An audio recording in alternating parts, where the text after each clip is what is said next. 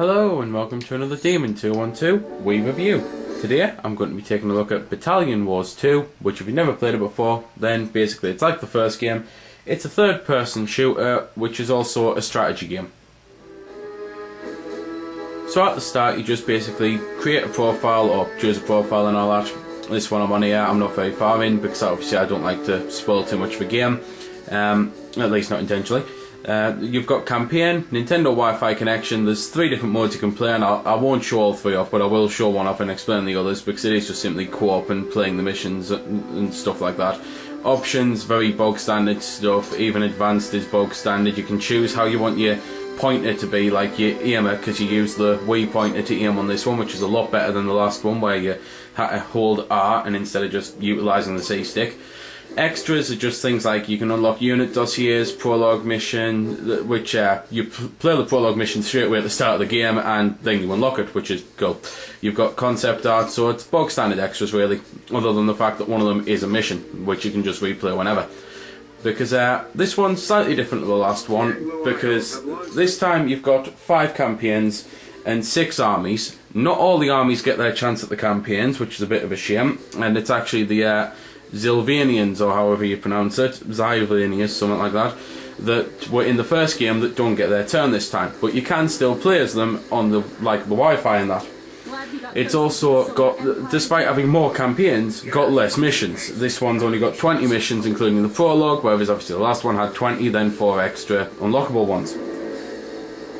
The voice acting and cutscenes in the game are pretty much the same as the last one. The voice acting is basically like, some of it's pretty good, some of it's awful, and it's the type of thing that whenever you watch certain films you like, well, you'll like most of the cast, but then you'll think 1 or 2 people, you just don't understand why they're there, and this is pretty much the same as the last game and the same as that in the movie sense, because some of the voice acting brilliant, some of it just awful.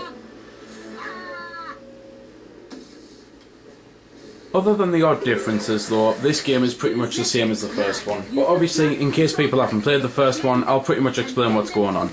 It is a third-person action game like this. You get a run around, shoot the crap out of things, and it's also strategy because you've got to work out what to do, plan the best way to get past things. You've also got to basically work out how to do things. So obviously I've got flame units there, my machine gunners can't destroy the wooden fence, the bamboo gate. Flame units can. You can get vehicles, which is really cool. When you control the vehicles, they're controlled really well, and it's just really fun to go around the battlefield as a tank.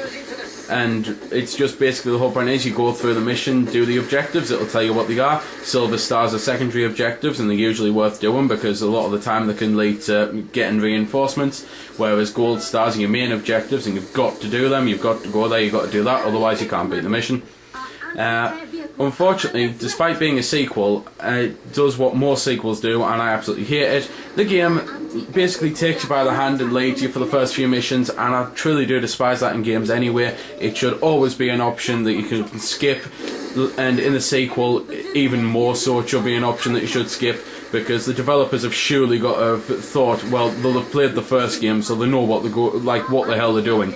But oh no, all the time you're constantly getting told the controls, you're constantly getting told how to do this, that and the other, and yes, I understand it's now a different console, it's not the GameCube, it's a different control setup, but it's still the type of thing that if you played the first game, you're gonna know what the hell you're doing pretty much.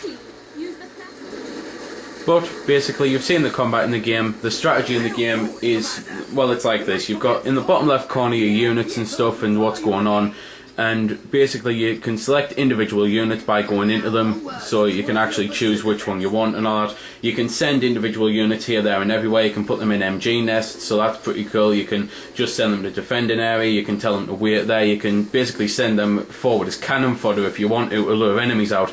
You can send them to flank, stuff like that. You can change the camera angles and stuff and view maps and that. Unfortunately though, it's like the last game, you can't do all this stuff right from the start. Just the same as you can't control any unit right from the start, because again it leads you by the hand and teaches you these things slowly, which is annoying as hell. But from certain missions and all, you will be able to play as any single unit on your battlefield, which is just amazing. You'll literally, if you've got 2 tanks, for the hell of it, you can spend an entire mission in a tank if you want to, or you can turn into a bazooka man, or you can swap here, there and everywhere.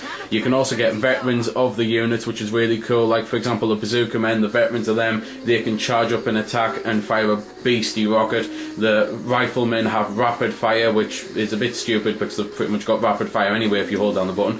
So just stuff like that. There's some really cool units to control, and as I say, from a certain point you're going to be able to control them, which is just excellent. But pretty much the only thing I haven't mentioned, apart from the fact that graphically the game looks pretty damn good and musically it sounds okay, so I will shut up in a bit, is the Wi-Fi, which is what I'm on now, just to basically show you it off. In all the games I've played, I haven't really noticed much lag. The only thing I have noticed is lying health bars. Every now and then it basically comes up that either your unit or an enemy's unit has more health than they have actually got, so surprise deaths are going to be common, at least from what I've experienced. It's not exactly hard to get a game either, considering how old the game is. I've been able to get games pretty easily, which is really good, because I am enjoying the game online, which is a surprise for me, because as many people know, I despise online gaming for many reasons. There's the 3 modes though. Basically, you've got assault mode, which is just like doing objectives and stuff. You've got co-op mode, which is obviously playing the missions co-op. You've got skirmish mode, which is what I'm on now, and I'm getting me butt handed to me because I've barely played this online, and the guy I'm versing at the minute has played well over 200 matches on just this mode alone, because it comes up how many matches your opponents won and lost and that before you play them. So that's pretty cool, because you can know what you're getting into. However, it's not cool in the fact that you can't verse people at your skill level, because as I say, it's the type of thing that I wouldn't be playing someone with over 200 games if I had a choice. But the whole point of this mode is you basically have to kick the crap out of your enemy, and whoever's got the most points at the end of the timer wins. It literally is that simple. So, as I say, I'll shut up for a little bit, listen to some music, and then there's very few things I've got left to say, which, to be fair, I might as well mention now. You can unlock other missions to play online simply by doing certain things, like getting certain ranks in the missions, like getting S ranks and that, and you get the rankings by simply being really quick, having a really good technique and not losing that many units, and being really powerful and basically wiping the enemy out. It'll tell you how well you've done in all 3 categories, so you know what to improve next time you do the mission to get a better rank if you need one. And you can also unlock them by simply playing like a certain amount of missions, like so playing 3 assaults will unlock your next one, 3 co-op, etc. But anyway, now the music, and then just simply sign off.